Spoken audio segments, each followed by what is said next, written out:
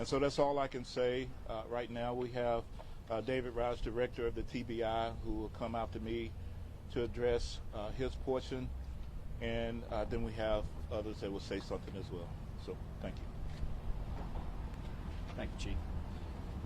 Again, I want to echo what Chief has said in reference to the great support and the great teamwork that has been taking place here, and as well as sending our heartfelt prayers to the families, to this community of these victims. Now, I know there'll be people who want to criticize us for prayers, but that's the way we do that in the South, right? We believe in prayer, and we believe in the power of prayer, and so our prayers go out to these families.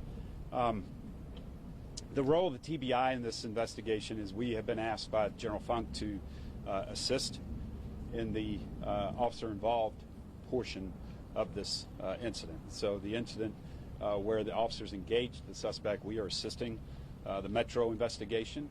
And the reason we've got Metro doing the primary investigation is because it was a fluid scene. So there wasn't a single stop in the action. And so as they investigate the homicides, then we felt it was most appropriate for them to continue that investigation. But we will assist as in our role as an independent oversight on the officer-involved situation. And so that will be the role of TBI.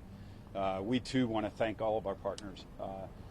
It is special. We've had this conversation, unfortunately, too many times in Tennessee, and that is that you wish you wouldn't have to do these types of scenes. But when you do, you want to have the working relationships that we have in our law enforcement community here in Tennessee. It is amazing. And we've all come together as one and working very tirelessly, and we'll continue to work together to address this situation. It's a horrible, senseless tragedy, and we will be here working with our partners to get through it. And next, I'd like to introduce the District Attorney General for this area, Glenn Funk. This is the ultimate crime when school children and caregivers are the victims of senseless gun violence. Can't say anything before we first express our concerns for the victims and their families and the extended number of victims that are traumatized by today's events. I came out on the scene today because our current operating procedure is that when an officer is involved in a shooting, that the TBI comes out, and I knew that this was a unique case, and I wanted to make sure that everything was handled appropriately. Director Roush was out here almost at the exact same time I got here, and Chief Drake had already been on the scene for a while. The three of us met and talked about how the investigation was going to be handled. We made a joint decision affirming what the two law enforcement leaders, how they wanted to proceed, which was that Metro was going to handle the bulk of this, but the TBI would participate in a capacity to continue with making sure that we have transparency in everything, and to make sure that any backup that MNPD needs in this continued investigation will be provided. Can't not stress enough how seamlessly that worked to have a conversation and a decision to be made quickly and appropriately as far as how the case was going to be handled from here. Hats off to Chief Drake and to Director Roush. Also want to thank Chief Swan and our federal partners as well. While I cannot comment about the ongoing nature of the investigation, really impressed with the work that's being done by law enforcement. Yes, good afternoon. First, let me just say, as everyone else, what a tragic day here in Nashville. So our hearts and our prayers do go out to all the family members, and also the first responders that actually made this call.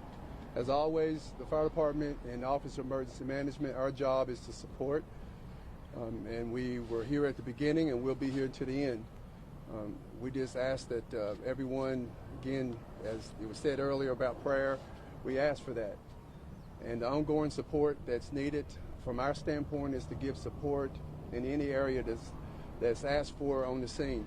So again, we thank you, and from this point forward, we'll just continue on with our mission and try to bring some type of closure and resolution Thank you. I anticipate there will be another briefing at or before 4 o'clock. We will entertain 2 or 3 questions at this moment before these gentlemen have to go back to the scene to continue their work. Chief, you identified. Did you identify the shooter in this case yet? Yes, we have identified the suspect. It's a 28-year-old female white, actually a Nashvilleian or lives in the Nashville area. We are having ongoing investigation as it pertains to her at this time. Located her place of where she lived. Do you have officers there? We have. We have. Was she wearing body armor? Was she wearing body armor? I can't say that far into the investigation. I don't remember seeing it, but I can't say for certain if she had body armor on or not. Did she have any connection to the church?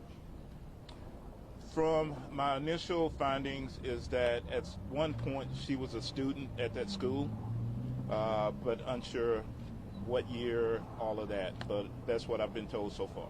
Did she give any word on social media, or has her social media been examined at this point? The investigations are still ongoing at this point. Our federal partners, our state partners, we're all looking into that to see exactly. This is still fluid at the time, but we're looking at everything. Did anybody pull the fire alarm? You know? Don't remember a fire alarm going out. I was told there was kids that evacuated into a wood line. They had the presence of mind to do that and to go to a fire hall. Once we arrived on scene, we had everyone moved to First Baptist Church, Woodmont. And that way we could get parents and children reunited and then ultimately make the notification on the 3 kids. Do we know yet if the side door she entered in was locked or not? There was a door that was entered. All doors were locked to our understanding, and how exactly she got in at this point is still under investigation.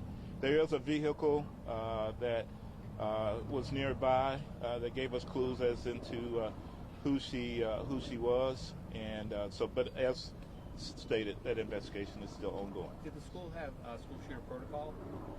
They did have protocol. To my understanding, we had, unfortunately, 3 kids that were tragically hurt. It could have been far, far worse. Okay, folks, we'll be back again before 4 o'clock. Okay? Thank you.